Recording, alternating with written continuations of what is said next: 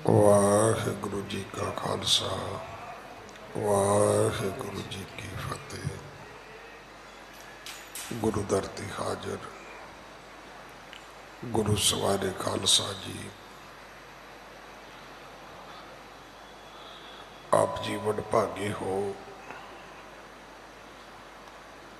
जो 8वें पातशाह बाला प्रीतम सतगुरु जिस डिठै सब दुख जाए, इन्हां अजमतां वडियाइयां दे मालक गुरु हरकृष्ण साहब महाराज जी दे पवित्र चरण छो प्राप्त इतिहासक अस्थान गुरुद्वारा बंगला साहब जी की यात्रा करते हैं। जुगो जुग अटल छतर चवर तखत दे मालक धन धन श्री गुरु ग्रंथ साहिब पातशाह महाराज जी दे हजूर मनुखा जीवन दियां घड़ियां नूं सफला कर रहे हो। सतगुरु सारियां दी यात्रा सफल करन। हुण समा है गुरु दरबार दे निजम अनुसार गुरु इतिहास दी चल रही लड़ीवार कथा दा अपनियां मन बिरतियां इकागर करो। रसना पवित्र कर दे एक बार, सारे उच्चारण करो जी सतनाम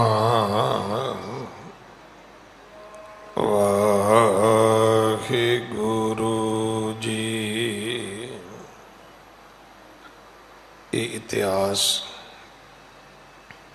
पहले पातशाह जाहर पीर जगत गुरु कल तारण आए श्री गुरु नानक देव महाराज जी का है। प्रसंग है सतगुरु संगला दीप गए ने राजे ने अपने महलों विच धर्मशाला बना के सतगुरां दे चरण पवाए। फिर उन्हें अपनी अपने मुल्क दी अपने देश दी सुख मंगी। ये बचन आखे कि महाराज मेरा भरोसा है कि तुहाडे बचना तो 4 पदार्थ मिलते ने, धर्म अर्थ काम मोक्ष। सतगुरु जी ने उस राजे नूं समझाया कि राजा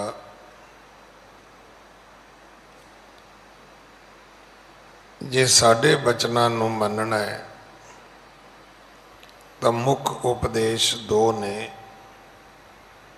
एक है मन नूं रोकना, दूजा है मन नूं पवित्र करना निर्मल करना। उहदे अगों सतगुरु जी ने कई भाग दसे। उहदे अगों कई हिस्से दसे, कई रूप दसे। राजा कहन लगा जी करो कृपा समझा दिओ।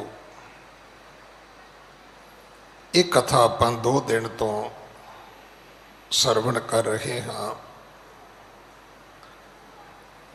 सतगुरु जी ने समझाया सी कि भाई एक कष्ट जोग है, एक भगत जोग है। उन्हां दे अगों कई भाग ने।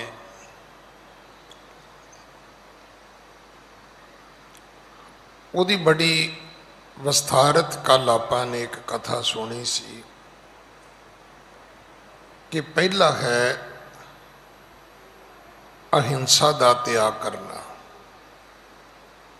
ਅਹਿੰਸਾ ਵੀ ਤਿੰਨ ਕਿਸਮ ਦੀ ਹੈ।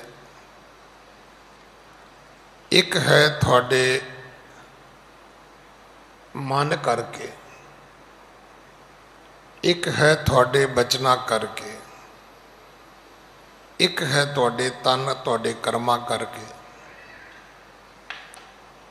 ਅਗਰ ਮੈਂ ਇਹਨੂੰ ਫਿਰ ਸੁਣਾਉਣ ਲੱਗਾ ਤੇ ਤਕਰੀਬਨ ਮੇਰਾ ਖਿਆਲ ਹੈ ਸਾਰਾ ਹੀ ਸਮਾਂ ਸਾਡਾ ਫਿਰ ਚਲਾ ਜਾਏਗਾ।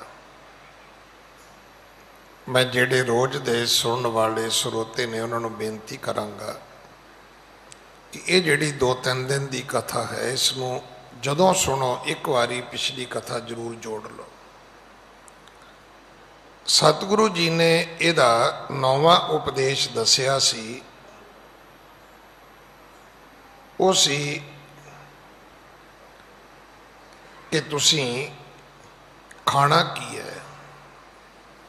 ਸਾਡਾ ਪਹਿਲਾ ਹੈ ਹੀ ਹੈ, ਤੁਸੀਂ ਖਾਂਦੇ ਕੀ ਹੋ ਜੀ? ਚਾਹ ਪੀ ਲੈਂਦੇ ਹੋ ਤੁਸੀਂ?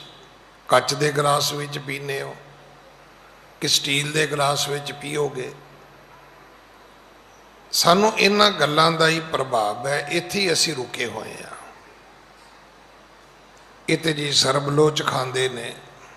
ਮੈਂ ਕਿਸੇ ਦੇ ਨੇਮ ਦੇ ਪ੍ਰਤੀ ਕਿੰਤੂ ਨਹੀਂ ਕਰ ਸਕਦਾ, ਤੁਹਾਡਾ ਨਿੱਜੀ ਵਿਵੇਕ ਹੈ। ਤੁਸੀਂ ਮਿੱਟੀ ਦੇ ਭਾਂਡੇ 'ਚ ਖਾਓ, ਤੁਸੀਂ ਸਰਬਲੋ ਦੇ ਭਾਂਡੇ 'ਚ ਖਾਓ, ਤੁਸੀਂ ਚਾਂਦੀ ਦੇ ਭਾਂਡਿਆਂ 'ਚ ਖਾਓ, ਤੁਸੀਂ ਸੋਨੇ ਦੇ ਭਾਂਡਿਆਂ 'ਚ ਖਾਓ, ਇਹ ਤੁਹਾਡਾ ਨਿੱਜੀ ਵਿਵੇਕ ਹੈ। ਪਰ ਇਹ ਜ਼ਰੂਰ ਚੇਤਾ ਰੱਖਣਾ, ਜੇ ਧਰਮ ਦੀ ਦੁਨੀਆ ਵਿੱਚ ਖਾਣ ਪੀਣ ਦੀ ਗੱਲ ਕਰੋਗੇ ਤਾਂ ਇਹਦੀ 9ਵੀਂ ਸਟੇਜ ਹੈ। ਖਾਣ ਪੀਣ ਕਰਕੇ ਕਿਸੇ ਬੰਦੇ ਦੇ ਪ੍ਰਤੀ ਅਗਰ ਤੁਸੀਂ ਆਪਣਾ ਕੋਈ ਵਿਊ ਬਣਾਉਣਾ ਹੈ ਤੇ ਬਿਲਕੁਲ ਗਲਤ ਹੈ ਕਿ ਉਹ ਮੀਟ ਖਾਂਦਾ ਹੈ ਕਿ ਨਹੀਂ ਖਾਂਦਾ, ਉਹ ਸ਼ਰਾਬ ਪੀਂਦਾ ਹੈ ਕਿ ਨਹੀਂ ਪੀਂਦਾ, ਉਹ ਭੰਗ ਪੀਂਦਾ ਹੈ ਕਿ ਨਹੀਂ ਪੀਂਦਾ, ਉਹ ਹੋਕਾ ਪੀਂਦਾ ਹੈ ਕਿ ਨਹੀਂ ਪੀਂਦਾ। ਕਿਉਂਕਿ ਇਹ ਗੱਲਾਂ ਸਾਰੀਆਂ ਹੀ ਮਾੜੀਆਂ ਨੇ, ਪਰ ਇਹਦਾ ਸੰਬੰਧ ਤੁਹਾਡੇ ਕੇਵਲ ਨਿੱਜ ਨਾਲ ਹੈ। ਬਾਕੀ ਚੀਜ਼ਾਂ ਦਾ ਸੰਬੰਧ ਦੂਜਿਆਂ ਨਾਲ ਹੈ। ਹੁਣ ਜਿਹੜਾ ਧੀਰਜ ਹੈ ਉਹਦਾ ਪੂਰੀ ਫੈਮਿਲੀ ਨਾਲ ਸੰਬੰਧ ਹੈ। ਖਿਮਾ ਜਿਹੜੀ ਉਹਦਾ ਪੂਰੇ ਪਰਿਵਾਰ ਨਾਲ ਸੰਬੰਧ ਹੈ। ਤੁਹਾਡਾ ਪਰਿਵਾਰ ਇਕੱਠਾ ਰਹੇਗਾ। ਅਹਿੰਸਾ ਨਹੀਂ ਕਰੋਗੇ ਤੁਹਾਡਾ ਸਾਰਾ ਹੀ ਪਰਿਵਾਰ ਇਕੱਠਾ ਰਹੇਗਾ। ਹੁਣ ਉਹ ਪਰਿਵਾਰ ਤੁਸੀਂ ਕਿੰਨਾ ਕੁ ਮੰਨਦੇ ਹੋ ਇਹ ਤੁਹਾਡੀ ਆਪਣੀ ਨਿੱਜੀ ਸੋਚ ਹੈ। ਕਈ ਸਿਰਫ ਆਪਣੇ 2 ਬੱਚਿਆਂ ਨੂੰ ਹੀ ਪਰਿਵਾਰ ਮੰਨਦੇ ਨੇ, ਕਈ 2 ਬੱਚਿਆਂ ਤੋਂ ਬਿਨਾਂ ਮਾਂ ਪਿਓ ਨੂੰ ਵੀ ਮੰਨਦੇ ਨੇ, ਭੈਣਾਂ ਭਰਾਵਾਂ ਨੂੰ ਵੀ ਮੰਨਦੇ ਨੇ। ਕਈ ਆਪਣਾ ਪਰਿਵਾਰ ਚਾਚੇ ਤਾਇਆਂ ਨੂੰ, ਭੂਆ ਮਾਸੀਆਂ ਮਾਮੇ ਫੁੱਫੜ ਸਾਰਿਆਂ ਨੂੰ ਮੰਨਦੇ ਨੇ। ਕਈ ਇਸ ਤੋਂ ਅੱਗੇ ਦੋਸਤਾਂ ਮਿੱਤਰਾਂ ਨੂੰ ਵੀ ਆਪਣੇ ਪਰਿਵਾਰ ਵਾਂਗ ਹੀ ਸਮਝਦੇ ਨੇ। ਤੇ ਕਈ ਪਿੰਡ ਦੇ ਸਰਪੰਚ ਬਣ ਜਾਣ, ਮੁਖੀਏ ਬਣ ਜਾਣ ਤੇ ਉਹ ਸਾਰੇ ਪਿੰਡ ਨੂੰ ਹੀ ਕਹਿੰਦੇ ਨੇ ਵੀ ਇਹ ਤੇ ਮੇਰਾ ਪਰਿਵਾਰ ਹੈ ਜੀ। ਇਹ ਤੁਹਾਡਾ ਆਪਣਾ ਫੈਸਲਾ ਹੈ ਕਿ ਤੁਸੀਂ ਪਰਿਵਾਰ ਕਿੰਨਾ ਕੁ ਗਿਣਦੇ ਹੋ, ਛੋਟਾ ਗਿਣਦੇ ਹੋ, ਵੱਡਾ ਗਿਣਦੇ ਹੋ। ਧਰਮ ਜਿਹੜਾ ਹੈ ਉਹਦੇ ਵਿੱਚ ਅਹਿੰਸਾ ਦਾ ਹੋਣਾ, ਉਹਦੇ ਵਿੱਚ ਸੱਚ ਬੋਲਣ ਦਾ ਹੋਣਾ, ਉਹਦੇ ਵਿੱਚ ਚੋਰੀ, ਉਹਦੇ ਵਿੱਚ ਖਿਮਾ, ਉਹਦੇ ਵਿੱਚ ਧੀਰਜ। ਅਸੀਂ ਇਹ ਗੱਲਾਂ ਪੁੱਛਦੇ ਹੀ ਨਹੀਂ ਕਿਸੇ ਕੋਲੋਂ। ਤੁਸੀਂ ਜੀ ਇਸ਼ਨਾਨ ਕਿੰਨੇ ਵਜੇ ਕਰਦੇ ਹੋ?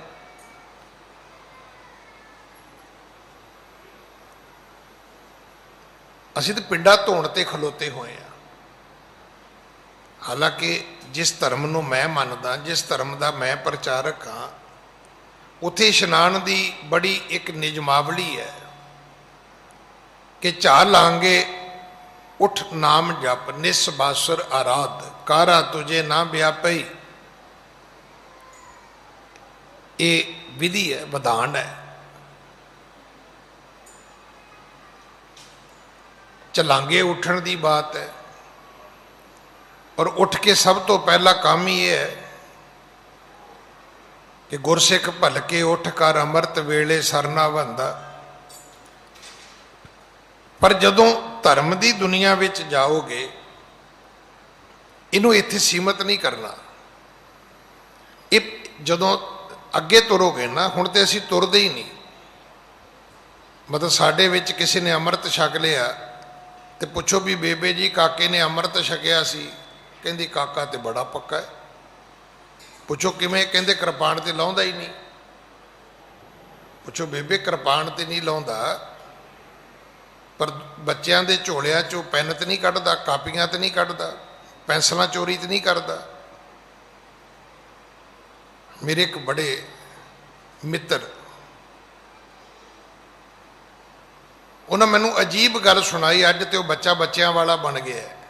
कहते मैनू एक दिन स्कूल के कंटीन वाले ने बुलाया, कहता जी तोबा जी मैं तो थोड़े बच्चे तो कन फड़े। कहता मैं क्या होया की है। उन्हें नेम ही बना लिया बच्चे ने भी जदों छुट्टी होनी अद्धी तो बच्चों ने कंटीन ते जाना, समोसे लैने, कुछ लैना। कहते उन्हें जदों ज़्यादा रश पै जाना उन्हें रौला पा देना, मेरा समोसा कित्थे। जे उन्हें कहना पैसे, कहते दे तो दिते है। वो दुकानदार कहता भी मैनू 2 महीने लगे इनू बंदे नू फड़न ते।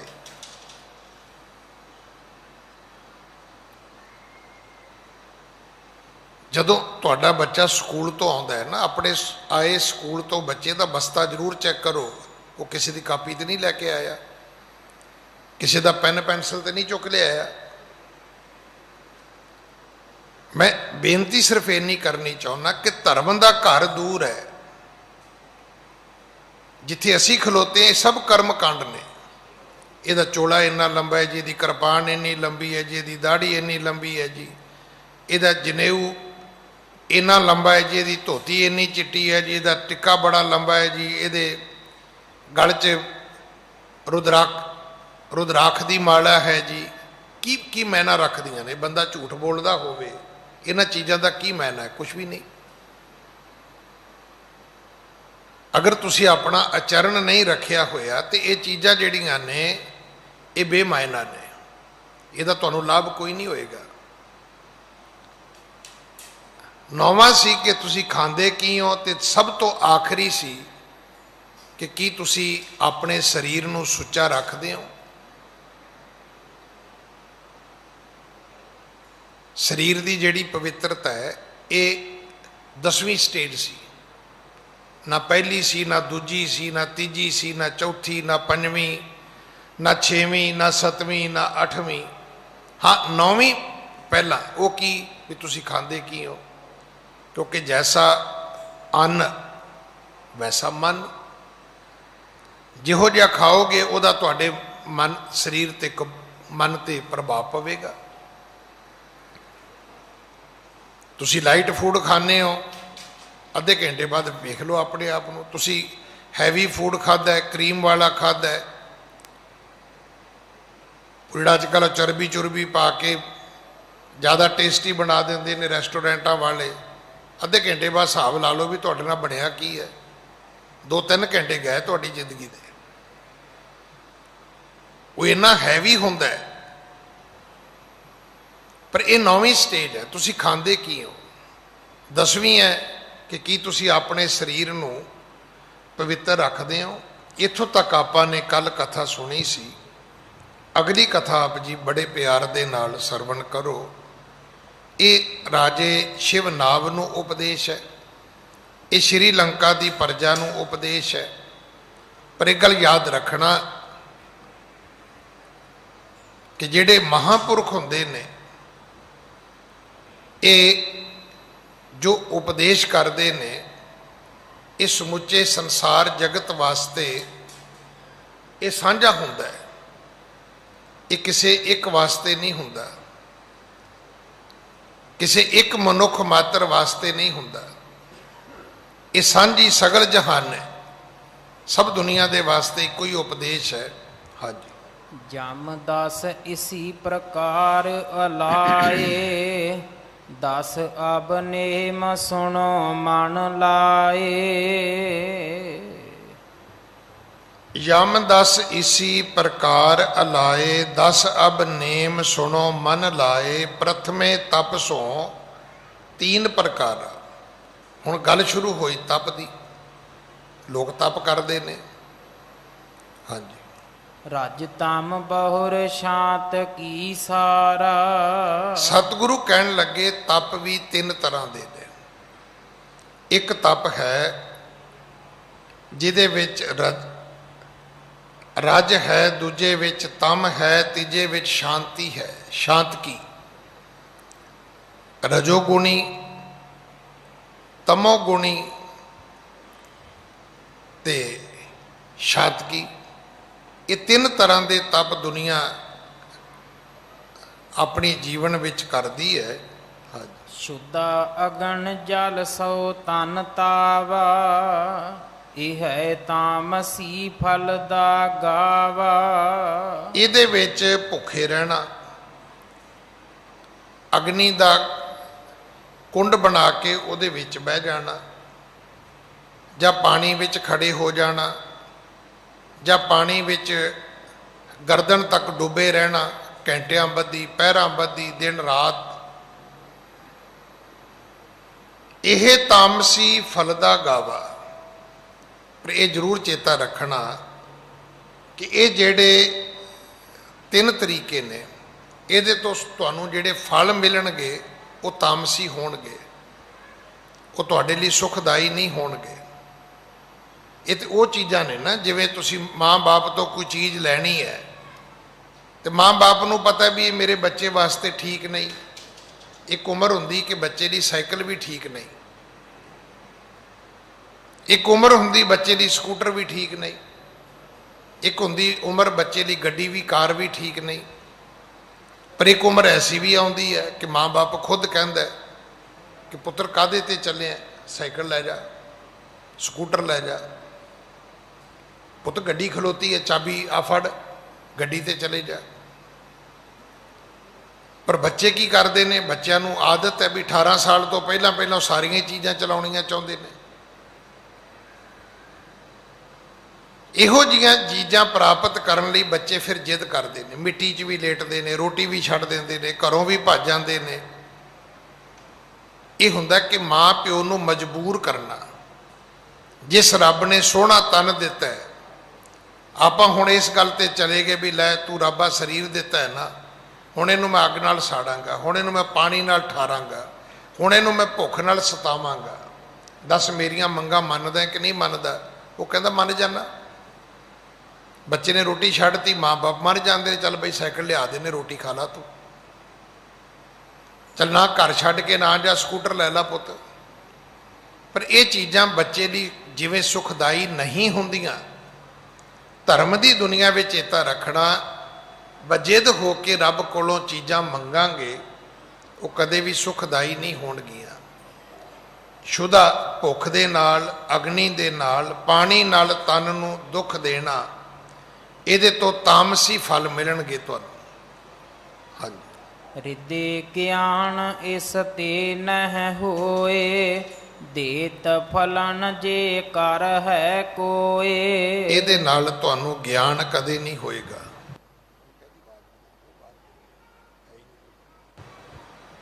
ਇਹਦੇ ਨਾਲ ਕਦੇ ਵੀ ਤੁਹਾਨੂੰ ਗਿਆਨ ਹਾਸਲ ਨਹੀਂ ਹੋਏਗਾ,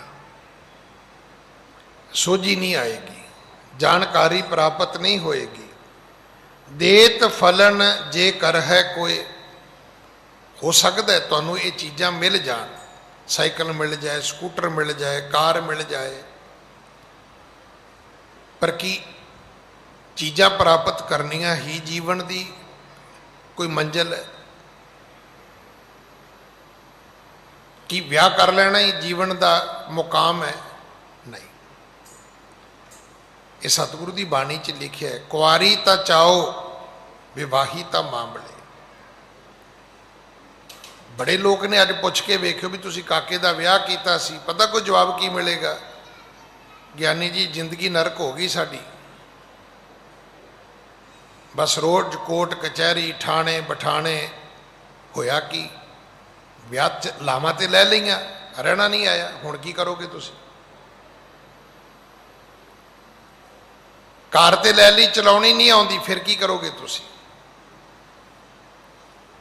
ਗਿਆਨ ਬਹੁਤਾ ਜ਼ਰੂਰੀ ਹੈ। ਤੁਹਾਡੇ ਘਰ ਵਿੱਚ ਪਦਾਰਥ ਆ ਗਿਆ, ਕੀ ਫਰਕ ਪੈਂਦਾ ਹੈ?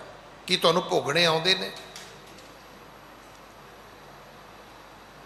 ਕਿ ਉਹ ਚੀਜ਼ਾਂ ਤੁਹਾਨੂੰ ਖਾਣੀਆਂ ਆਉਂਦੀਆਂ ਨੇ? ਤੁਹਾਡੇ ਘਰ ਪੈਸੇ ਆ ਗਏ, ਕੀ ਫਰਕ ਪੈਂਦਾ ਹੈ? ਕਿ ਪੈਸੇ ਵਰਤਣੇ ਆਉਂਦੇ ਨੇ ਤੁਹਾਨੂੰ? ਬੜੀ ਦੁਨੀਆ ਜਿਨ੍ਹਾਂ ਦੇ ਘਰ ਵਿਗੜੇ ਹੀ ਪੈਸੇ ਕਰਕੇ ਨੇ। ਔਲਾਦ ਵੀ ਵਿਗੜ ਗਈ, ਆਪ ਵੀ ਵਿਗੜ ਗਏ, ਪੈਸੇ ਹੀ ਇੰਨੇ ਆ ਗਏ। ਤੇ ਫਿਰ ਹੋਇਆ ਕਿ ਅਸੀਂ ਵਿਗੜ ਗਏ, ਪੈਸੇ ਚਲੇ ਗਏ। ਕਿਉਂਕਿ ਪੈਸਾ ਤੇ ਕਿਸੇ ਕੋਲ ਰਹਿੰਦਾ ਨਹੀਂ ਕਦੇ। ਇਹ ਜਿਹੜੀ ਮਾਇਆ ਹੈ, ਇਹ ਨਾ ਸਾਥ ਜਾਏ ਨਾ ਪ੍ਰਾਪਤ ਹੋਏ। ਇਹਨੇ ਸਦਾ ਵਾਸਤੇ ਕਦੇ ਕਿਸੇ ਕੋ ਨਹੀਂ ਰਹਿਣਾ। ਜਿਹੜੇ ਬਹੁਤ ਦੁਨੀਆ ਦੇ ਅਮੀਰ ਆਦਮੀ ਨੇ, ਉਹਨਾਂ ਦੀਆਂ ਗੱਡੀਆਂ ਨਾ ਵੇਖੋ, ਇਹ ਜ਼ਰੂਰ ਪਤਾ ਕਰੋ ਇਹਨਾਂ ਦੇ ਬੱਚੇ ਕੀ ਕਰਦੇ ਨੇ। ਤੁਹਾਨੂੰ ਪਤਾ ਲੱਗੇਗਾ ਵੀ ਇਹਨਾਂ ਦੇ ਬੱਚੇ ਰਾਤੀ 11 ਵਜੇ ਘਰੋਂ ਚਲੇ ਜਾਂਦੇ ਨੇ, ਇਹਨਾਂ ਦੇ ਬੱਚੇ ਸਵੇਰੇ 5 ਵਜੇ ਤੱਕ ਵਾਪਸ ਨਹੀਂ ਆਉਂਦੇ। ਫਿਰ ਪੁੱਛੋ ਵੀ ਉਹਨਾਂ ਦੇ ਬੱਚਿਆਂ ਦੇ ਵਿਆਹ ਹੋ ਗਏ ਨੇ, ਤੁਹਾਨੂੰ ਪਤਾ ਲੱਗੇਗਾ ਵੀ 3 ਹੋ ਗਏ ਨੇ, 4 ਹੋ ਗਏ ਨੇ। ਸਾਨੂੰ ਦੂਜੇ ਦੀ ਮਾਇਆ ਬੜੀ ਪ੍ਰਭਾਵਿਤ ਕਰਦੀ ਹੈ।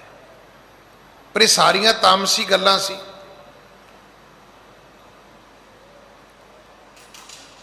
ਜੇ ਕਿਤੇ ਧਰਮ ਠੀਕ ਤਰ੍ਹਾਂ ਕਮਾਇਆ ਹੁੰਦਾ ਤੇ ਪਹਿਲਾਂ ਰੱਬ ਨੇ ਸੋਝੀ ਦੇਣੀ ਸੀ। ਜ਼ਿੰਦਗੀ ਨੂੰ ਜਿਉਣ ਦਾ ਢੰਗ ਸਵਾਲੇ ਤੁਹਾਨੂੰ ਖਾਣਾ ਆਉਂਦਾ, ਤੁਹਾਨੂੰ ਪਹਿਨਣਾ ਆਉਂਦਾ, ਕਿ ਤੁਹਾਨੂੰ ਪਰਿਵਾਰ ਵਿੱਚ ਰਹਿਣਾ ਆਉਂਦਾ, ਕਿ ਤੁਹਾਨੂੰ ਦੁਨੀਆ ਦੇ ਵਿੱਚ ਰਹਿਣਾ ਆਉਂਦਾ।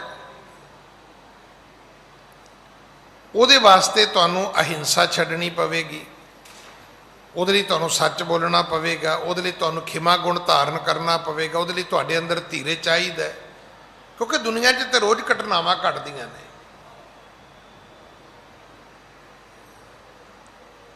ਜਦੋਂ ਸ਼ੁਰੂ 'ਚ ਮੈਂ ਗੱਡੀ ਲਈ ਨਾ, 1-2 ਵਾਰੀ ਕਿਸੇ ਨੇ ਇੱਧਰੋਂ ਮਾਰਤੀ, ਕਿਸੇ ਨੇ ਇੱਧਰੋਂ ਮਾਰਤੀ। ਇੱਕ ਸਿਆਣੇ ਬੰਦੇ ਨੇ ਬੜੀ ਸੋਹਣੀ ਗੱਲ ਕਹੀ, ਕਹਿੰਦਾ ਗਿਆਨੀ ਜੀ, ਜੇ ਸੜਕ ਤੇ ਰਹਿਣਾ ਹੈ ਤੇ ਗੱਡੀ ਤਾਂ ਲੱਗੇਗੀ, ਤੇ ਜੇ ਰੋਜ਼ ਗੱਡੀ ਤੋਂ ਥੱਲੇ ਉਤਰ ਕੇ ਲੜਨਾ ਹੈ ਤਾਂ ਫਿਰ ਇਹ ਫੈਸਲਾ ਤੁਸੀਂ ਕਰ ਲਓ ਵੀ ਕੀ ਫਰਕ ਪੈਂਦਾ। ਲੱਗ ਗਈ, ਤੁਹਾਨੂੰ ਪੈਸੇ ਇੰਸ਼ੋਰੈਂਸ ਨੇ ਦੇ ਦੇਣੇ ਨੇ। ਅਗਰ ਸੜਕ ਤੇ ਚੱਲੋਗੇ ਤਾਂ ਗੱਡੀਆਂ ਤੇ ਲੱਗਣਗੀਆਂ। ਤਾਂ ਰੋਜ਼ ਲੜਨ ਮਰਨ ਲਈ ਤਿਆਰ ਹੋ ਜਾਓਗੇ ਗੱਡੀ ਤੋਂ ਥੱਲੇ ਉਤਰ ਕੇ ਤੁਸੀਂ। ਧਰਮ ਸਾਨੂੰ ਇਹ ਕਹਿੰਦਾ ਹੈ ਕਿ ਤੁਸੀਂ ਗਿਆਨ ਹਾਸਲ ਕਰੋ। ਤੇ ਗਿਆਨ ਦਾ ਅਰਥ ਇਹ ਨਹੀਂ ਵੀ ਦੂਜੇ ਦਾ ਨੁਕਸਾਨ ਕਿਵੇਂ ਕਰਨਾ ਹੈ।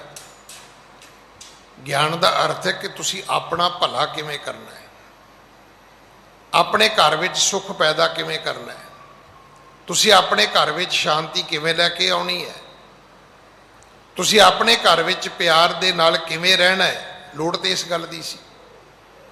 ਸਤਿਗੁਰੂ ਕਹਿੰਦੇ ਇਹਦੇ ਚੋਂ ਮਿਲੇਗਾ ਹੀ ਨਹੀਂ ਤੁਹਾਨੂੰ। ਜੇ ਤਪ ਦੇ ਰਸਤੇ ਜਾਓਗੇ ਗਿਆਨ ਨਹੀਂ ਮਿਲੇਗਾ। ਹਾਂਜੀ। ਰੋਕ ਕੁਕਰਮ ਰਖੀਕ ਜੋ ਕਰਨੀ, ਰਾਜਸ ਇਹ ਹੈ ਸੋ ਕਰਮ ਨ ਧਰਣੀ। ਤੇ ਜੇ ਤੁਸੀਂ ਰਜੋ ਗੁਣੀ ਹੋ ਕੇ ਤੁਰੋਗੇ ਤਾਂ ਫਿਰ ਕੀ ਹੈ? ਆਪਣੇ ਗਿਆਨ ਇੰਦਰੀਆਂ ਨੂੰ ਰੋਕੋ ਭਾਈ। ਇਹ ਸੁਕਰਮ ਹੈ।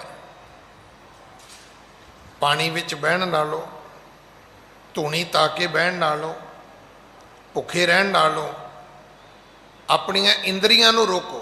ਅੱਖਾਂ ਨੂੰ ਰੋਕੋ ਕਿ ਮਾੜਾ ਨਾ ਵੇਖਣ, ਕੰਨਾਂ ਨੂੰ ਰੋਕੋ ਮਾੜਾ ਨਾ ਸੁਣਨ, ਜ਼ਬਾਨ ਨੂੰ ਰੋਕੋ ਨਾ ਮਾੜਾ ਬੋਲੇ, ਜ਼ਬਾਨ ਨੂੰ ਰੋਕੋ ਕਿ ਨਾ ਸਵਾਦ ਚੱਖੇ। ਇਹ ਸਾਰੇ ਗਿਆਨ ਇੰਦਰੀ ਨੇ। ਆਪਣੇ ਨੱਕ ਤੇ ਕੰਟਰੋਲ ਕਰੋ, ਨਾ ਸੁਗੰਧੀਆਂ ਮਗਰ ਭੱਜਣ। ਹੁਣ ਤੁਸੀਂ ਵੇਖੋ ਨਾ ਵੀ ਕਿੰਨਾ ਘਰ ਦਾ ਖਰਚਾ ਇਸ ਗੱਲ ਤੇ ਹੈ।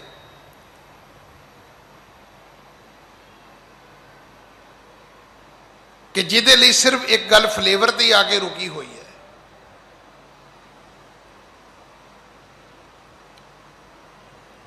ਜੇ ਤੁਸੀਂ ਇਹਨੂੰ ਕੰਟਰੋਲ ਕਰਦੇ ਹੋ, ਰੋਕ ਕੁਕਰਮ, ਕੁਕਰਮਾਂ ਨੂੰ ਜੀਵਨ ਵਿੱਚੋਂ ਰੋਕਣਾ, ਆਪਣੀਆਂ ਇੰਦਰੀਆਂ ਨੂੰ ਰੋਕਣਾ। ਰਾਜਸ ਇਹ ਸੁਕਰਮਨ ਧਰਨੀ, ਇਹ ਦੂਜੇ ਤਪਾਂ ਨਾਲੋਂ ਇਹ ਫਿਰ ਸ਼ੁਭ ਕਰਮ ਹੈ। ਹਾਂਜੀ। ਬਹੁਰ ਸ਼ਾਂਤ ਕੀ ਤਪ ਇਹ ਹੈ, ਬ੍ਰਿਤ ਟਿਕਾਵਣ ਕੀਨਾ।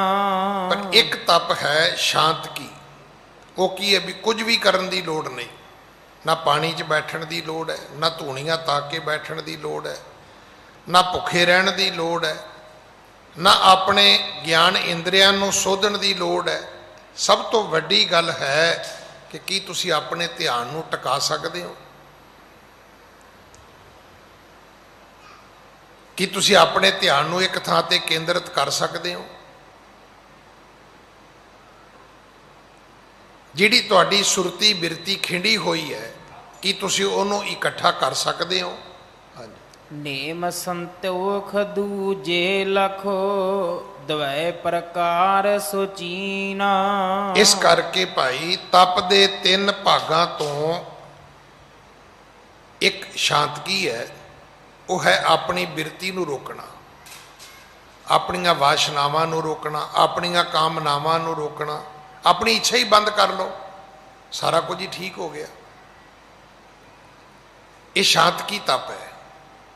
ਬਾਕੀ ਤਪਾਂ ਦੇ ਵਿੱਚ ਮਿਹਨਤ ਬਹੁਤੀ ਹੈ, ਕਸ਼ਟ ਬਹੁਤੇ ਨੇ, ਪ੍ਰਾਪਤੀ ਕੁਝ ਵੀ ਨਹੀਂ ਹੈ। ਪਰ ਜੇ ਤੁਸੀਂ ਆਪਣੇ ਆਪ ਨੂੰ ਸੋਧ ਲੈਂਦੇ ਹੋ ਤੇ ਫਿਰ ਕੀ ਹੈ? ਫਿਰ ਕੁਝ ਵੀ ਨਹੀਂ। ਵੇਖੋ, ਘਰ ਵਿੱਚ ਇੱਕ ਬਜ਼ੁਰਗ ਬੈਠਾ ਹੈ, ਜੇ ਕਿਸੇ ਨੇ ਕਿਹਾ ਬਾਪੂ ਜੀ ਨਹਾ ਲਓ, ਪਾਣੀ ਭਰ ਦਿੱਤਾ ਹੈ ਤੇ ਨਹਾ ਲਿਆ। ਜੇ ਕਿਹਾ ਬਾਪੂ ਜੀ ਮੈਂ ਚਾਹ ਦੁੱਧ ਬਣਾਇਆ ਪੀ ਲਓ ਤੇ ਪੀ ਲਿਆ। ਜੇ ਕਿਸੇ ਨੇ ਰੋਟੀ ਦਿੱਤੀ ਬਾਪੂ ਜੀ ਖਾ ਲਓ ਤੇ ਖਾ ਲਈ, ਜੇ ਕਿ ਨਹੀਂ ਦਿੱਤੀ ਤੇ ਕੋਈ ਨਹੀਂ।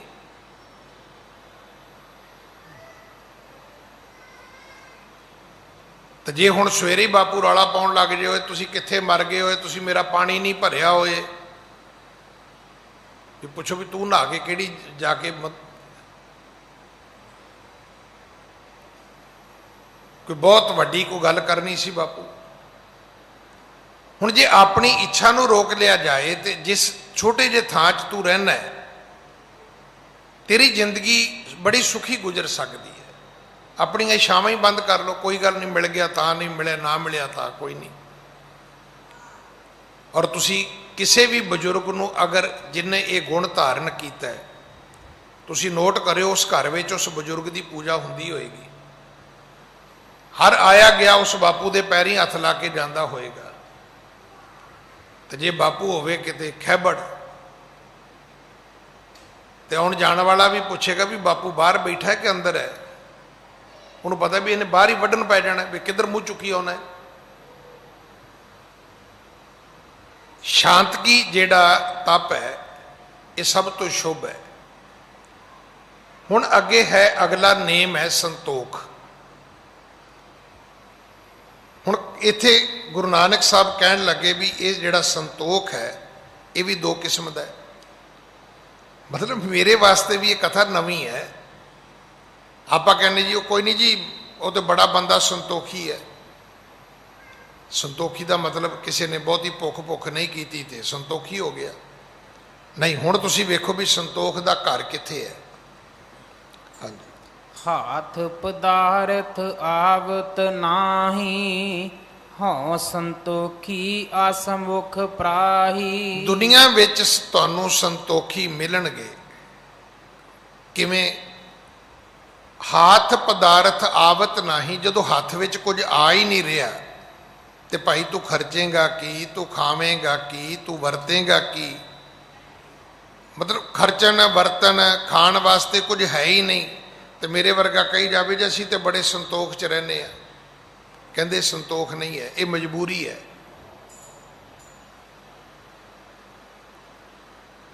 ਦੇਖੋ ਨਾ, ਘਰ ਰਸੋਈ ਦੇ ਵਿੱਚ ਹੈ ਹੀ ਕੁਝ ਨਹੀਂ ਖਾਣ ਨੂੰ, ਤੇ ਮੇਰੇ ਵਰਗਾ ਕਵੇ ਜੀ ਆਪਾਂ ਤੇ ਸਵੇਰ ਦਾ ਸੰਤੋਖ ਕੀਤਾ ਹੋਇਆ।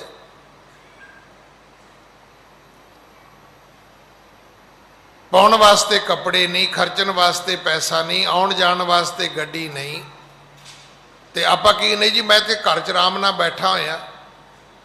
ਸਤਿਗੁਰੂ ਕਹਿੰਦੇ ਇਹਨੂੰ ਮਜਬੂਰੀ ਕਹਿੰਦੇ ਨੇ, ਉਹਨੂੰ ਸੰਤੋਖ ਨਹੀਂ ਕਹਿੰਦੇ। ਕਿਸੇ ਦੀ ਮਜਬੂਰੀ ਨੂੰ ਸੰਤੋਖ ਨਾ ਸਮਝਣਾ। ਇਹੋ ਜਿਹੇ ਬੰਦੇ ਨੂੰ ਜਦੋਂ ਕਿਤੇ ਚੀਜ਼ਾਂ ਮਿਲੀਆਂ ਫਿਰ ਵੇਖਿਓ ਕਿ ਕਿਵੇਂ ਖਲਾਰਾ ਪਾਉਂਦਾ ਹੈ। ਇਹਦੀ ਵਿਆਖਿਆ ਅੱਗੇ ਨਾਲ ਦੀ ਨਾਲ ਹੈ। ਹਾਂਜੀ। ਤਿਸ ਤੇ ਹਿਰਦੈ ਹਰਖ ਨਹਿ ਹੋਏ, ਨਿਜ ਕੀ ਰਤ ਕੋ ਚਾਹਤ ਸੋਏ। ਐਸਾ ਆਦਮੀ ਤੁਹਾਨੂੰ ਖੁਸ਼ ਨਹੀਂ ਮਿਲੇਗਾ। ਖੁਸ਼ ਤੇ ਤਾਂ ਮਿਲੇ ਜੇ ਸਵੇਰੇ ਰੋਟੀ ਖਾਧੀ ਹੋਵੇ, ਮੁੜ ਕੇ ਕੱਪੜੇ ਪਾਏ ਹੋਣ, ਆਉਣ ਜਾਣ ਲਈ ਗੱਡੀ ਹੋਵੇ, ਜੇਬ 'ਚ ਖਰਚਣ ਲਈ ਪੈਸੇ ਹੋਣ ਤੇ ਖੁਸ਼ ਹੋਵੇ। ਨਹੀਂ, ਇਹੋ ਜਿਹੇ ਆਦਮੀ ਦਾ ਇਹ ਕਹਿਣਾ ਜੀ ਮੈਂ ਸੰਤੋਖੀ ਆ, ਇਹ ਸਿਰਫ ਆਪਣੀ ਵਾਹਵਾ ਵਾਸਤੇ ਹੈ ਵੀ ਮੈਨੂੰ ਲੋਕ ਕਹਿਣ ਜੀ ਵੀ ਇਹ ਤੇ ਬਹੁਤ ਸੰਤੋਖੀ ਹੈ। ਵੇਖੋ ਬਿਲਕੁਲ ਨਹੀਂ ਵੀ ਹੈਗਾ ਤੇ ਤਾਂ ਵੀ ਗੁਜ਼ਾਰਾ ਕਰੀ ਜਾਂਦਾ ਹੈ। ਸਤਿਗੁਰੂ ਕਹਿੰਦੇ ਇਹਦੇ ਵਿੱਚ ਉਹਦੇ ਜੀਵਨ ਦੀ ਖੁਸ਼ੀ ਕੋਈ ਨਹੀਂ ਹੈ। ਅਗਰ ਉਹ ਇਹ ਸ਼ਬਦ ਵਰਤ ਰਿਹਾ ਵੀ ਉਹ ਹਾਲ ਪਾ ਰਿਹਾ, ਨਹੀਂ ਲੋਕਾਂ 'ਚ ਪਾ ਰਿਹਾ, ਲੁੱਟੇ ਗਏ ਜੀ, ਮਾਰੇ ਗਏ ਜੀ, ਤੇ ਸਿਰਫ ਇਸ ਕਰਕੇ ਹੈ ਕਿ ਉਹ ਲੋਕਾਂ ਤੋਂ ਸ਼ਾਬਾਸ਼ ਲੈਣੀ ਚਾਹੁੰਦਾ, ਲੋਕਾਂ ਤੋਂ ਆਪਣੀ ਵਾਹਵਾ ਕਰਾਉਣੀ ਚਾਹੁੰਦਾ। ਹਾਂਜੀ। ਦੂਜੇ ਜਥਾ ਲਾਭ ਸੰਤੋਖੋ, ਧਾਰਤ ਹੈ ਜੋਗੀ ਬਿਨ ਦੋਖੋ। ਦੂਜੇ ਹੈ ਜਥਾ ਲਾਭ ਸੰਤੋਖੂ। ਦੂਜਾ ਹੈ ਸੰਤੋਖ। ਉਹ ਕੀ ਹੈ ਕਿ ਜੋ ਮਿਲ ਗਿਆ ਉਹਦੇ ਵਿੱਚ ਸੰਤੋਖ ਰੱਖਣਾ। ਥੋੜਾ ਮਿਲ ਗਿਆ ਤੇ ਥੋੜੇ 'ਚ ਸੰਤੋਖ ਹੈ, ਬਹੁਤਾ ਮਿਲ ਗਿਆ ਤੇ ਬਹੁਤੇ 'ਚ ਵੀ ਸੰਤੋਖ ਹੈ। ਜੋ ਰੱਬ ਨੇ ਦੇ ਦਿੱਤਾ, ਜਦੋਂ ਗੁਰਦੁਆਰੇ ਆਓ ਕਦੇ ਸੁਣਿਓ ਕੋਈ ਬੰਦਾ ਐਸਾ ਹੈ ਜਿਹੜਾ ਕਹਿੰਦਾ ਹੋਵੇ ਮਹਾਰਾਜ ਤੇਰਾ ਦਿੱਤਾ ਬਹੁਤ ਕੁਝ ਹੈ।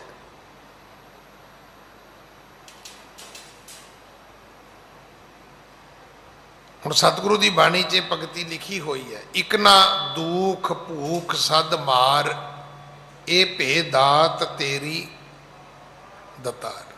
ਕਿੰਨੇ ਲੋਕ ਦੁਖੀ ਨੇ, ਕਿੰਨੇ ਲੋਕ ਭੁੱਖੇ ਨੇ, ਕਿੰਨੀ ਪੂਰੀ ਦੁਨੀਆ ਵੇਖੋ ਤੁਸੀਂ। ਇੱਕ ਸੰਤੋਖ ਇਹ ਹੈ ਕਿ ਜੋ ਰੱਬ ਨੇ ਦੇ ਦਿੱਤਾ ਉਹਦੇ ਵਿੱਚ ਸੰਤੋਖ ਕਰਨਾ। ਧਾਰਤ ਹੈ ਜੋਗੀ ਬਿਨ ਦੁਖੂ, ਬਿਨਾਂ ਦੁੱਖ ਤੋਂ। ਫਿਰ ਕਦੇ ਦੁੱਖ ਮਹਿਸੂਸ ਨਹੀਂ ਕਰਨਾ। ਇਹ ਸਾਡੇ ਬਜ਼ੁਰਗਾਂ ਨੇ ਕੀਤਾ ਹੈ। ਛੋਲਿਆਂ ਦੀ ਮੁੱਠ ਤੇ ਪਾਣੀ ਦਾ ਕਟੋਰਾ, ਜੰਗਲਾਂ ਦੇ ਵਿੱਚ ਇਦਾਂ ਦਿਨ ਕੱਟੇ ਸਾਡੇ ਬਜ਼ੁਰਗਾਂ ਨੇ। ਸ਼੍ਰੀ ਅੰਮ੍ਰਿਤਸਰ ਸਾਹਿਬ ਦੇ ਲੰਗਰ ਵਿੱਚ ਗੁਰੂ ਅਰਜਨ ਸਾਹਿਬ ਮਹਾਰਾਜ ਦੇ ਸਮੇਂ ਕੋਈ ਦਾਲ ਵੀ ਨਹੀਂ ਸੀ ਕਈ ਵਾਰੀ ਬਣਦੀ, ਸਬਜ਼ੀ ਵੀ ਨਹੀਂ ਸੀ ਬਣਦੀ, ਰੋਟੀ ਵੀ ਨਹੀਂ ਸੀ ਪੱਕਦੀ। ਜਿਹੜੀ ਸੰਗਤ ਆਉਂਦੀ ਸੀ ਉਹਨੂੰ ਇਦਾਂ ਹੀ ਭੁੰਨੇ ਛੋਲੇ ਦੇ ਕੇ ਤੇ ਪਾਣੀ ਪਿਆ ਕੇ ਤੋਰ ਦਿੱਤਾ ਜਾਂਦਾ ਸੀ, ਕਿਉਂਕਿ ਬਾਬਾ ਪਿਰਥੀ ਚੰਦ ਮਾਇਆ ਆਉਣੀ ਨਹੀਂ ਸੀ ਦਿੰਦਾ ਗੁਰੂ ਦੇ ਘਰ ਵਿੱਚ। ਇਹ ਅਵਸਥਾ ਕਿਸੇ ਜੋਗੀ ਨੂੰ ਪ੍ਰਾਪਤ ਹੁੰਦੀ ਹੈ, ਰੱਬ ਦੇ ਨਾਲ ਪੁੱਗੇ ਹੋਏ ਨੂੰ, ਜਿਹੜੇ ਇਸ ਅਵਸਥਾ ਵਿੱਚ ਰਹਿ ਕੇ ਕਦੇ ਦੁਖੀ ਨਹੀਂ ਹੁੰਦਾ। ਹਾਂਜੀ। ਬਸਤ ਨ ਪ੍ਰਾਪਤ ਤਉ ਹਰਿ ਖਾਈ, ਜੇ ਪ੍ਰਾਪਤ ਹਵੈ ਤਉ ਸੁਖ ਪਾਈ। ਜੇ ਵਸਤੂ ਨਹੀਂ ਮਿਲੀ ਤਾਂ ਵੀ ਖੁਸ਼ ਹੈ, ਜੇ ਵਸਤੂ ਮਿਲ ਗਈ ਤੇ ਤਾਂ ਵੀ ਖੁਸ਼ ਹੈ। ਇਹ ਸੰਤੋਖ ਹੈ। ਸੰਤੋਖ ਦਾ ਘਰ ਇਹ ਹੈ ਕਿ ਜੇ ਮਿਲ ਗਿਆ ਤਾਂ ਵੀ ਠੀਕ ਹੈ, ਨਹੀਂ ਮਿਲਿਆ ਤੇ ਤਾਂ ਵੀ ਠੀਕ ਹੈ। ਇਹ ਸਤਿਗੁਰੂ ਦੀ ਬਾਣੀ 'ਚ ਲਿਖਿਆ ਹੈ ਕਿ ਜੇ ਸੁਖ ਦੇ ਤਾਂ ਤੁਝੇ ਅਰਾਧੀ, ਦੁੱਖ ਭੀ ਤੁਝੇ ਧਿਆਈ। ਜੇ ਭੁੱਖ ਦੇ ਤਾਂ ਇਤਹੀ ਰਾਜਾ, ਦੁੱਖ ਵਿੱਚ ਸੁਖ ਮਨਾਈ। ਤਨ ਮਨ ਕਾਟ ਕਾਟ ਸਭ ਅਰਪੀ, ਵਿੱਚ ਅਗਨੀ ਆਪ ਜਲਾਈ। ਜੇ ਤੂੰ ਮੈਨੂੰ ਭੁੱਖਾ ਵੀ ਰੱਖੇਂਗਾ, ਜੇ ਤੂੰ ਮੈਨੂੰ ਦੁਖੀ ਵੀ ਰੱਖੇਂਗਾ, ਤਾਂ ਮੈਂ ਕਦੇ ਨਹੀਂ ਕਹਾਂਗਾ ਮੈਂ ਦੁਖੀ ਹਾਂ। ਪਰ ਇਹ ਅਵਸਥਾ ਕਿਸੇ ਜੋਗੀ ਨੂੰ ਮਿਲਦੀ ਹੈ, ਪੁੱਗੇ ਹੋਏ ਨੂੰ, ਜਿਹਦੀ ਧਰਮ ਦੀ ਸਾਧਨਾ ਪੂਰੀ ਹੋਵੇ। ਉਹ ਇਸ ਅਵਸਥਾ ਦਾ ਅਧਿਕਾਰੀ ਬਣਦਾ ਹੈ। ਨਹੀਂ ਤਾਂ ਸਾਡੇ ਵਾਲੀ ਹਾਲਤ ਹੈ ਵੀ ਜੇ ਘਾਟਾ ਪੈ ਗਿਆ ਤੇ ਲੁੱਟੇ ਮਾਰੇ ਗਏ, ਤੇ ਜੇ 4 ਪੈਸੇ ਆ ਗਏ ਤੇ ਫਿਰ ਯਾਰਾਂ ਦੀ ਤਾਂ ਜੀ ਬੱਲੇ ਬੱਲੇ ਹੈ। ਪੁੱਛੋ ਵੀ ਕਿੰਨੇ ਦਿਨਾਂ ਵਾਸਤੇ ਹੈ। क्योंकि उतरा ते चढ़ा ये जिंदगी के पार्ट ने, दुख ते सुख जिंदगी के पार्ट ने, सर्दी गर्मी ये जिंदगी का पार्ट है, दिन ते रात ये तो जिंदगी का हिस्सा है भाई, ये तुहाडी जिंदगी का हिस्सा है, तुसीं इहदे चों बाहर नहीं जा सकते। उहदी बल्ले बल्ले वो किन्ने दिनों वास्ते है। इन्हां दिनां 'च एक गल सुनी होनी तुसीं कि किसी ने कहा कि भाई जे वो दिन नहीं रहे तो ये दिन भी नहीं रहने। फिर अगे उन्हें एक व्याख्या लिखी जी मैनू चंगी लगी। पता ही गल असीं कदों वरतते हैं, जदों असीं दुखी होईए। मैं दुखी हाँ, मैनू लोग कहणगे कोई नहीं ज्ञानी जी जे वो दिन नहीं रहे तो ये भी नहीं रहने, ਇਹਦਾ मतलब तेरे दुख के दिन चले जाएंगे। वो कहता नहीं, उल्टा पढ़ो इनू, कोई सुखी होवे तो उन्होंने कहो कि जे वो दिन नहीं रहे तो ये भी नहीं रहने। भी किसी वेले तू दुखी हुंदा सी, जे वो नहीं रहे, अज सारा कुछ तेरे कोल है तो भुली ना, ये भी दिन नहीं रहने। मैं फिर बेनती करा, एक शब्द असीं वरतते हैं भी जे वो दिन नहीं रहे तो ये नहीं रहने। असीं इहनूं लागू कित्थे कीता, जदों असीं दुखी हुंदे आ। भी ठीक है, अज मैं दुखी हाँ, किसी वेले सुखी भी हुंदा सी, ते ये दिन मेरे बदल जाणगे। वो कहंदे इस वेले ना पढ़ो, ये उदों पढ़ो जदों सुखी होवो। कि जे वो दिन नहीं रहे जदों मैं दुखी सी, ते जे अज सुखी हाँ तो ये भी दिन नहीं रहने। ये दिन तो बदलने ने, इन्हां दिनां ने बदलना है। ये तो परछावां है धुप का। देखो जदों सवेरे धुप सूरज चढ़ता है, तुहाडे घर दे दरखत की छां गुआढ़ियां दे घर च हुंदी है, दोपहरे तुहाडे अपने घर विच हुंदी है, शाम नूं फिर गुआढ़ियां दे घर चली जाती है। वो कहंदा इनू इत्थे लागू करो, जदों सुखी होवो, जदों तुहाडे घर च सब कुछ होवे, उदों भी क्या करो कि जे वो दिन नहीं रहे तो ये भी नहीं रहने। भी जे अज तू किसी पदवी ते बैठा है, किसी चार पैसों ते बैठा, तो दिन सदा थोड़ा रहने ने, एक दिन फिर दिन घूमने ने, दिन बदलणगे तेरे भाई। हाँ जी। वाहिगुरु की रजाए पै हर खै मन सुख पाए। वाहिगुरु दी रजा दे विच राजी रहना ते मन वाला सुख प्राप्त करना। साडे कोल चीज़ां दे सुख ने, मन दा सुख नहीं है। असी चीज़ां नूं सुख दा प्रतीक मन के बैठे हैं भी चंगी कॉलोनी च प्लाट है, तो चंगे चंगे प्लाटां चों सब तो सोहनी कोठी है। नहीं, इस भुलेखे च कदे नहीं पैना। ये चीज़ां दे सुख ने। सतगुरु कहंदे अपने मन वाला सुख प्राप्त करो। हाँ जी। तीसर आस तक बुद्ध है, गुर बच दृढ़ निश्चाए। तीसरा नेम दा पक्ष ये है कि आस्तक बन के रवो, कदे रब तो मुनकर नहीं होना, कदे रब दी होंद तो इनकारी नहीं होना। जे रब नूं मनना है तो भी चेता रखना कि गुरु दे बचन दृढ़ करने ने। हुण आपां नूं की पता रब हैगा कि नहीं हैगा, ये तो गुरबाणी दसदी है। अगर गुरबाणी नूं बाहर कढ़ दईए तो फिर की पता रब कित्थे है, रब कौन है। फिर तो ही होएगा जिहड़ा दूजे धर्मां दे राहीं होया सी कि जिन्हें जिन्हों रब कह दिता, लोगों ने उसे नूं रब मान लिया। लोगों ने पानी नूं भी रब मन्निया, लोगों ने हवा नूं भी रब मन्निया, लोगों ने अग्नि नूं भी रब मन्निया, चंद्रमा नूं भी मान लिया, सूरज नूं भी मान लिया, धरती नूं भी मान लिया। बड़ी दुनिया धरती नूं मत्थे टेकदी है, बड़ी दुनिया सवेरे उठ के सूरज नूं पानी देंदी है, बड़ी दुनिया थित्तां दी चंद्रमा की पूजा करती है। थित्तां दा संबंध चंद्रमा नाल ही है। पर बड़े सारे लोग ऐसे ने जिहड़े सिर्फ वाहिगुरू की पूजा करते हैं। वो सिर्फ एक अकाल दे पुजारी ने। इस करके वाहिगुरु की रजा पै हरखे मन सुख पाए, तीसर आस्तक बुद्ध है गुर बच दृढ़ निश्चय।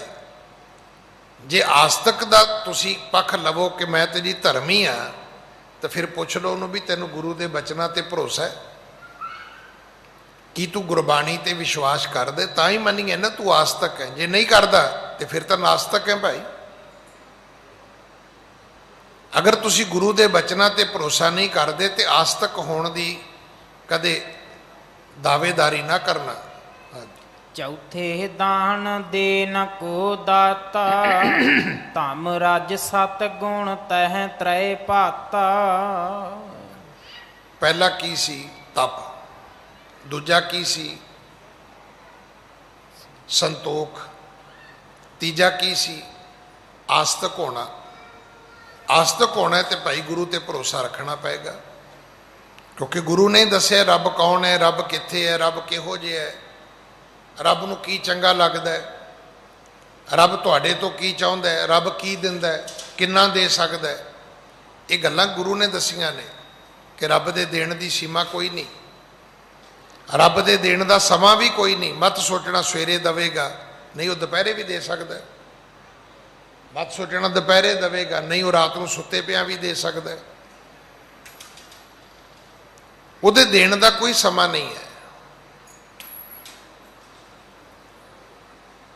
ਜਦੋਂ ਰੱਬ ਨੇ ਦੇਣਾ ਹੈ ਤੇ ਉਹਨੇ ਛੱਪਰ ਪਾੜ ਕੇ ਦੇਣਾ ਹੈ। ਉਹਨੇ ਸਾਡੀਆਂ ਝੋਲੀਆਂ 'ਚ ਇੰਨਾ ਪਾ ਦੇਣਾ ਵੀ ਝੋਲੀ ਛੋਟੀ ਰਹਿ ਜਾਣੀ ਹੈ। ਚੌਥਾ ਨੇਮ ਇਹ ਹੈ ਕਿ ਦਾਨ ਦੇਣ ਕੋ ਦਾਤਾ। ਹੁਣ ਇੱਥੇ ਕੀ ਲਿਖਿਆ? ਤਮ ਰਜ ਸਤ ਗੁਣ ਇਹ ਤੇ ਤ੍ਰੈ ਭਰਾਤਾ।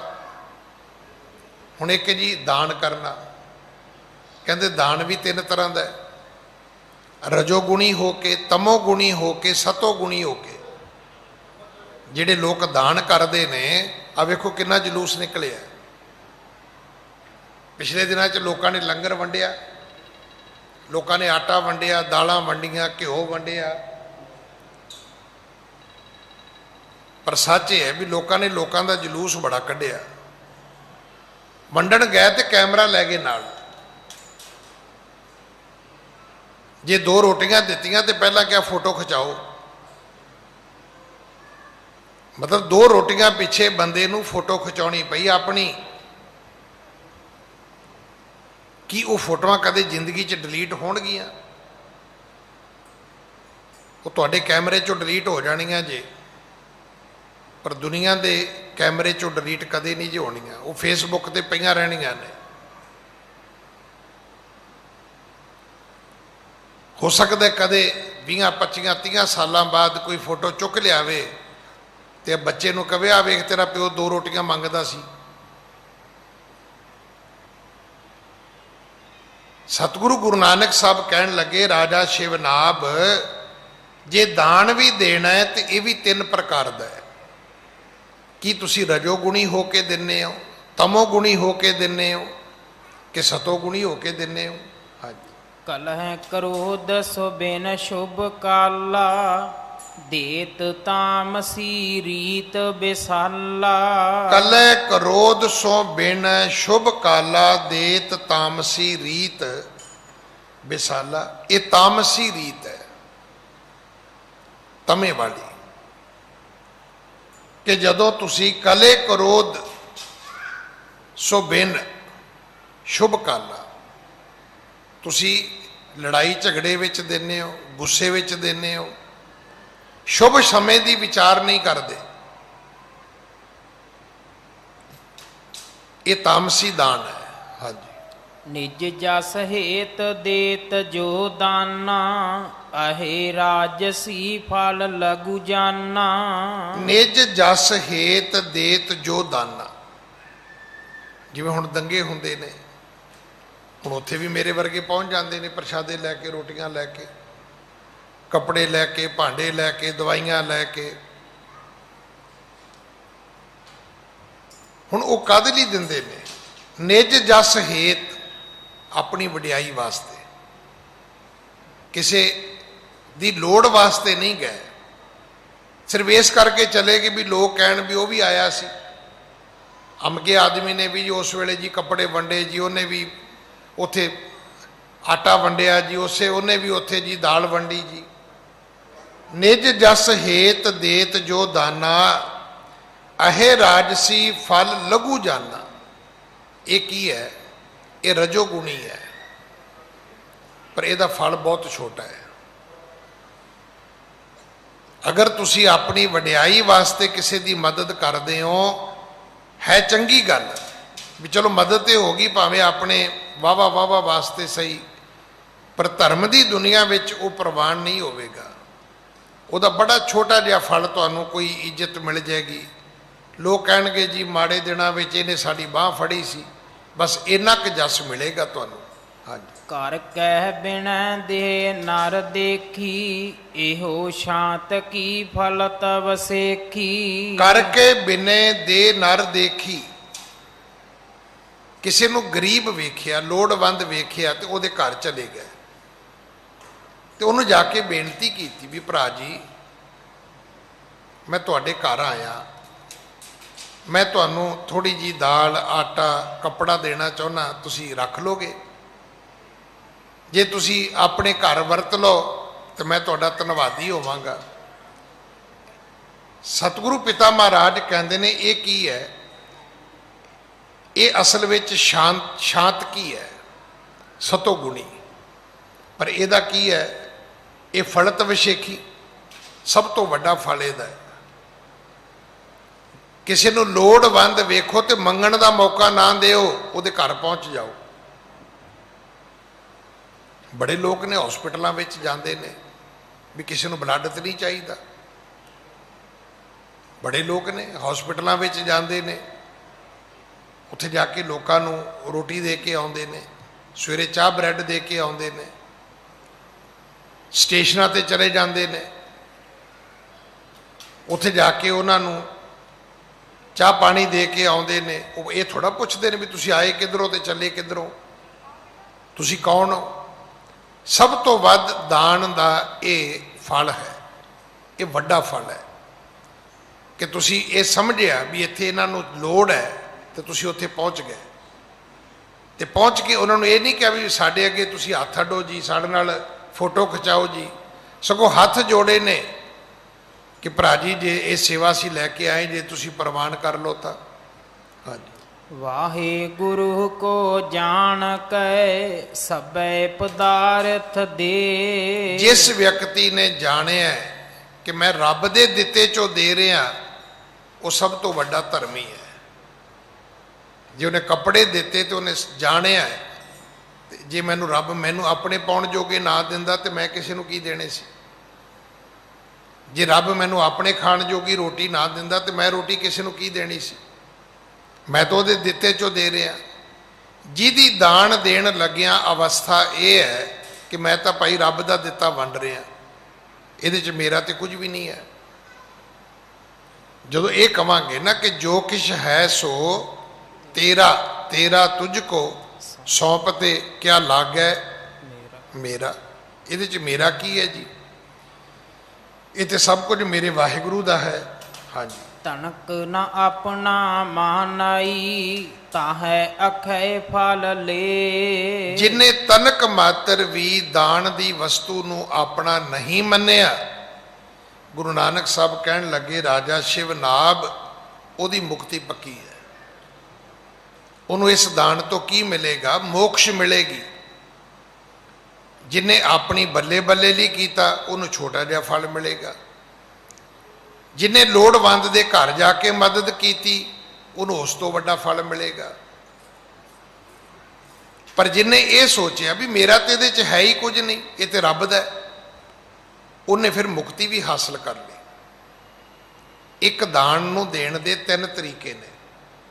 ਇੱਕ ਹੈ ਕਿ ਅਗਲੇ ਦਾ ਸ਼ੋਸ਼ਣ ਕਰਨਾ, ਇੱਕ ਹੈ ਕਿ ਅਗਲੇ ਦੀ ਜਾ ਕੇ ਮਦਦ ਕਰਨਾ, ਇੱਕ ਉਹਨਾਂ ਦੋਨਾਂ ਤੋਂ ਉੱਤਮ ਹੈ ਨਹੀਂ ਭਾਈ ਰੱਬ ਦਾ ਦਿੱਤਾ ਹੈ, ਮੈਂ ਤਾਂ ਲੋਕਾਂ ਨਾਲ ਵੰਡ ਕੇ ਖਾਣਾ ਹੈ, ਲੋਕਾਂ ਨਾਲ ਸ਼ੇਅਰ ਕਰਨਾ।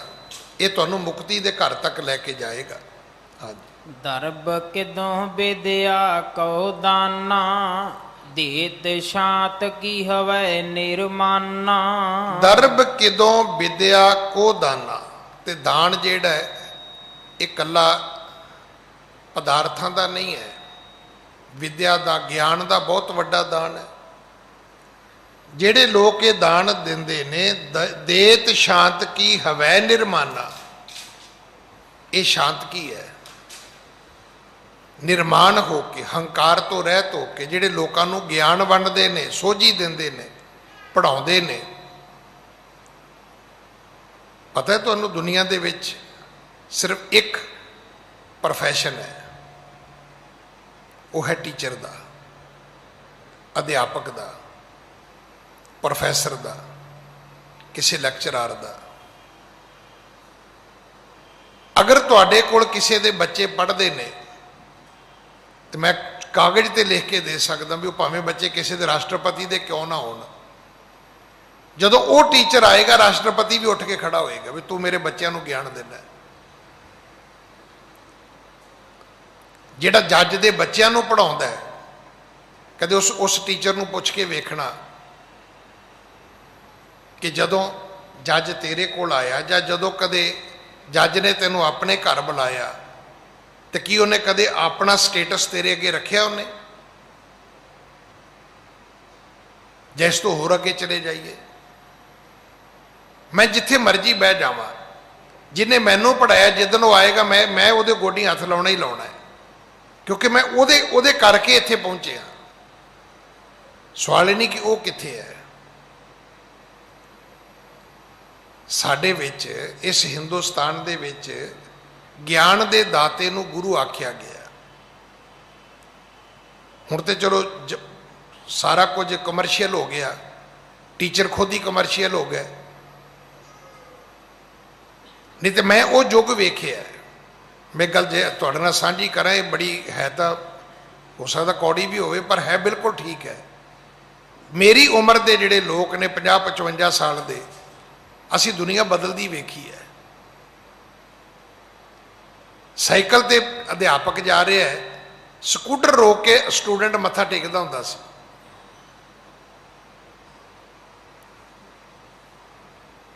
ਸਕੂਟਰ ਰੋਕ ਕੇ ਵੀ ਮਾਸਟਰ ਜੀ ਜਾ ਰਹੇ ਨੇ, ਤੇ ਇਹ ਉਸ ਮਾਸਟਰ ਦੀ ਅਮੀਰੀ ਹੁੰਦੀ ਸੀ।